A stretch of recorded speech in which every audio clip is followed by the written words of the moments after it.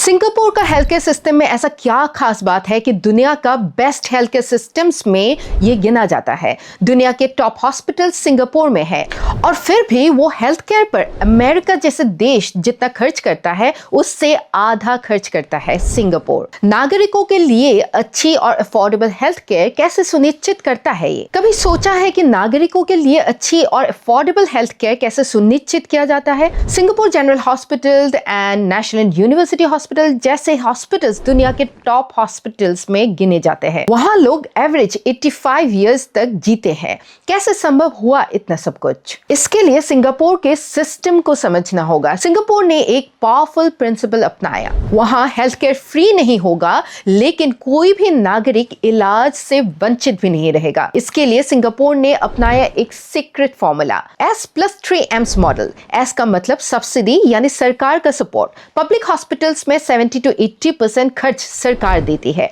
और पेशेंट को भी थोड़ा सा पे करना होता है। नतीजा ये निकल के आता है कि लोग सर्विस को वैल्यू करते हैं और अननेसेसरी टेस्ट, सर्जरी या मिसयूज कम होता है। इंडिया में कई जगह फ्री सर्विसेज का मिसयूज होता देखा जाता है, जैसे सिर्फ फ्री है इसलिए बहुत सारे टेस्ट करवाना। फिर आता है मेडिसेव, सेल्फ मेडिकल फंड। आप चाहे सरकारी या प्राइवेट ऑर्गेनाइजेशन में काम करें, लेकिन आपकी सैलरी का एक हिस्सा ऑटोमेटिकली हेल्थ केयर के लिए सेव होता है। मतलब अगर बीमारी आए तो पैसे कहां से आएंगे, ये टेंशन नहीं लेना है। नेक्स्ट आता है मेडिशील्ड लाइफ इंश्योरेंस। ये बड़े बीमारियों के लिए खर्च कवर करता है, जैसे cancer, kidney dialysis, major surgeries. आम लोगों को अपना घर, जमीन या कीमती एसेट्स बेचने की नौबत नहीं आता। और अंत में आता है मेडी फंड, जो है लास्ट सेफ्टी नेट। मतलब अगर ये सब भी काम ना आए तो सरकार पूरी तरह से पेशेंट की सपोर्ट करती है। No one is denied treatment in Singapore. दूसरी इंपॉर्टेंट प्रिंसिपल ये है कि प्रिवेंटिव केयर पर ज्यादा फोकस किया जाता है। सिंगापुर बीमारी के बाद नहीं, बीमारी आने से पहले सोचता है।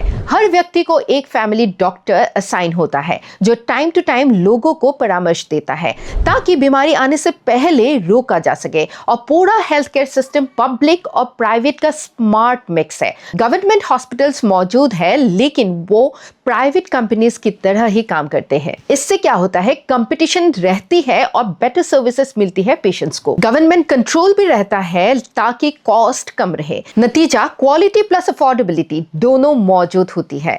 हर पेशेंट का मेडिकल रिकॉर्ड हर हॉस्पिटल में एक्सेसिबल होता है।